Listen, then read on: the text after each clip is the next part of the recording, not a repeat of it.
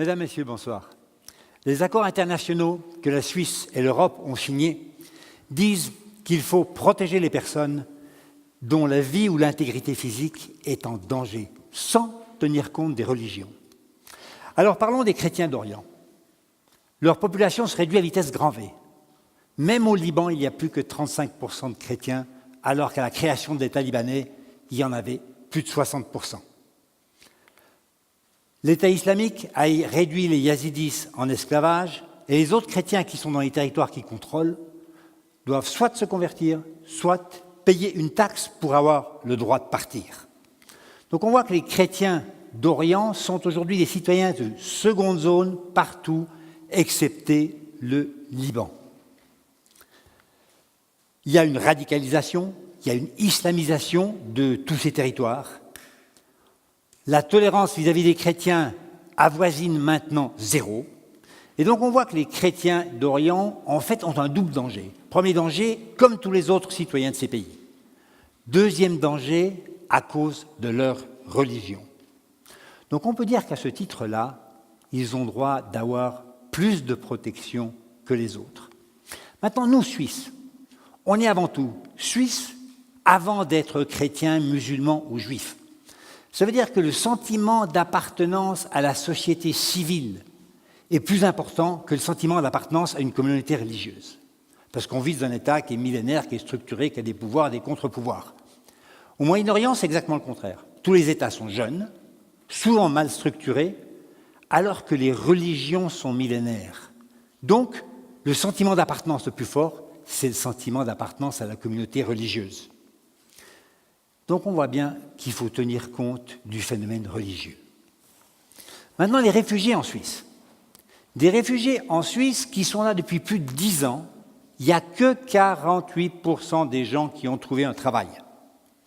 Nous, Suisses, on n'est pas obligé d'accepter des réfugiés. On est un État souverain. Mais si on en accepte, là, on a une obligation. C'est l'obligation de les intégrer, coûte que ce que cela coûte. Pourquoi? Parce que ces gens-là, chez eux, tout est détruit, donc ils ne vont pas retourner. Ils vont rester chez nous, ils vont devenir citoyens suisses. Et si on ne les intègre pas, qu'est-ce qui se passe? Ils sont à l'aide sociale, ça coûte horriblement cher, et c'est une bombe à retardement. Alors les réfugiés, qu'est-ce qu'ils doivent faire? Ils doivent apprendre la langue. Mais apprendre la langue, bien, parler, écrit. 2, s'ils n'ont pas de métier, apprendre un métier, mais un métier comme nous, on le conçoit en Suisse. 3, assimiler, accepter une grande partie de nos valeurs. Et ça, c'est un élément émotionnel. Et là, la religion a toute son importance. Parce qu'on sait que les religions induisent les mœurs, induisent le comportement. Donc, qui dit religion similaire, dit aussi valeurs similaires, dit aussi assimilation, intégration plus facile. Alors maintenant, qu'est-ce qu'il faut faire? Il faut qu'on prenne les gens qui ont les valeurs les plus proches de nous et donc qui ont la plus grande capacité de s'intégrer chez nous. Maintenant, comment le faire?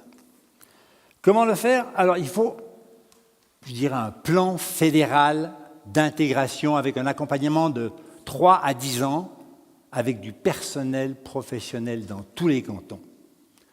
Deuxièmement, il faut qu'on définisse nos valeurs explicites et nos valeurs implicites. Troisièmement, il faut qu'on soit proactif, qu'on aille chercher des réfugiés dans les camps. Quatrièmement, il faut qu'on ait des règles qui soient très claires. Si ces gens veulent rester chez nous, ils doivent faire des efforts. Cinquièmement, il faut un contrat d'intégration. Que ces gens-là signent, que chaque réfugié signe quand il vient chez nous. Maintenant, comme l'intégration se fait beaucoup à l'école et au travail, en ce qui concerne l'école, il faut mettre en place un système de motivation des parents pour qu'ils encouragent, pour qu'ils stimulent leurs enfants à bien étudier. En ce qui concerne l'embauche en entreprise, je crois qu'il faut aider et sécuriser les entreprises pour qu'elles embauchent ces gens-là. Et encore, du coaching. Je vous remercie.